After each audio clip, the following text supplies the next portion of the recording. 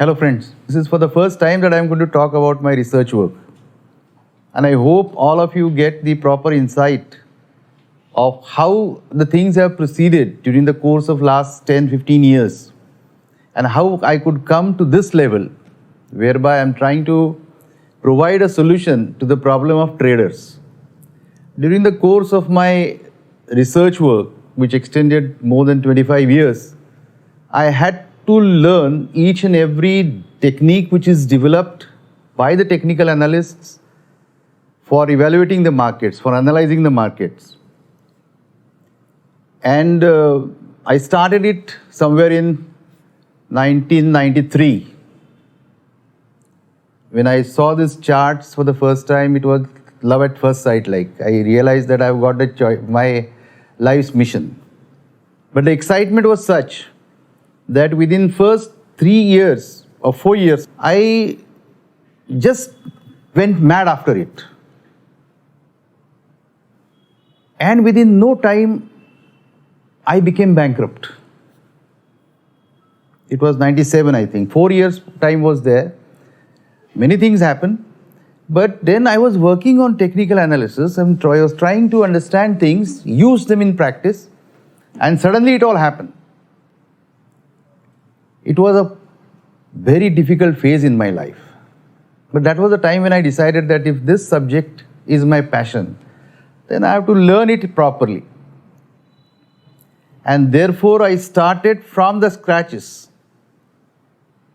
You won't believe this, but I started with the first book written on market that was published in 1688 by Joseph Vega. It is considered as the first book written on the market. And thereafter, I went on reading, understanding, evaluating various techniques given by the world-known figures.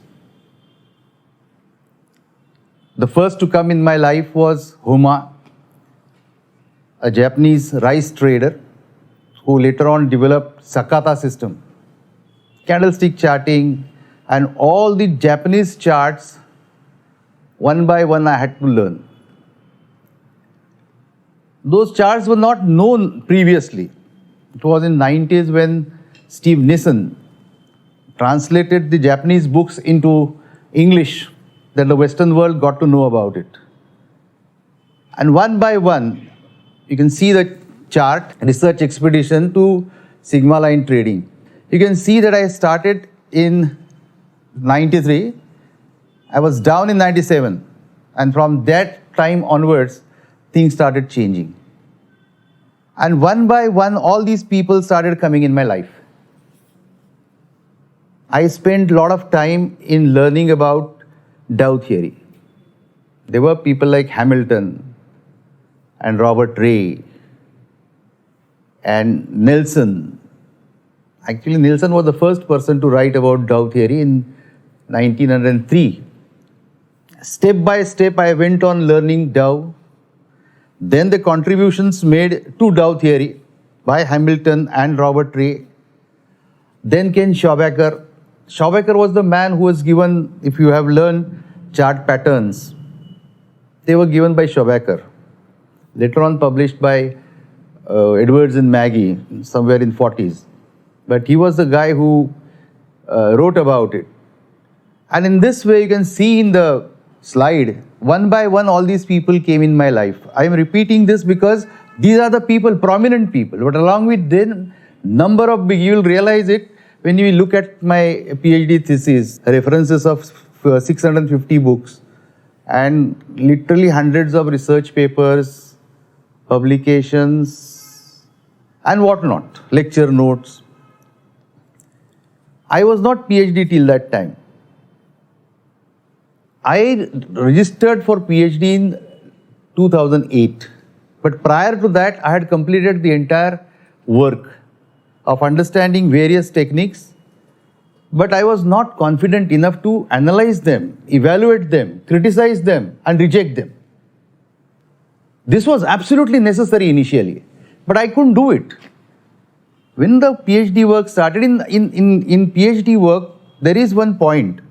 It's called identifying the research gap. When you're doing PhD, You have to prove it to the university that there is a research gap. Some empty space is there, which is yet to be filled. You have to convince the university authorities about it. So the literature I had gone through from the days of Robert Ray and Hamilton, and even before that, the book that was published by Vega was 1688. That the title of the book was Confusion of Confusions. I kept on working on all these books and realized that there was a missing link. This was the first research work that I did to identify where the gap was.